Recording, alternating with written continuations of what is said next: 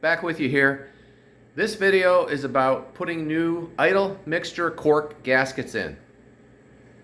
I found installing the cork gasket dry into the carburetor and then putting the screw in with some grease actually sizes the gasket to the carburetor and it becomes tight.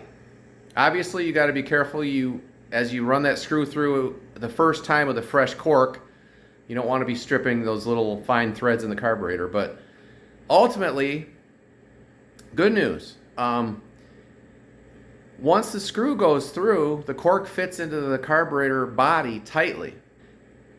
A little more into the video, you will also see that I replaced the carburetor base plate. The old base plate was worn out and wobbly, leaking vacuum, and actually whistling. Enjoy, guys. Cork is going in dry. Little bit of grease on the threads. Sizes it in and install the screw. It tightens the whole works to the metering block. There's the gasket, goes in dry.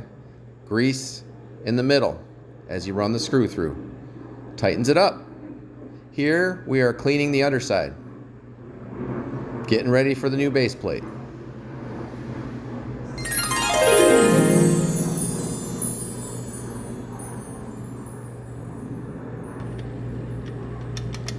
Checking for the play on the old base plate here.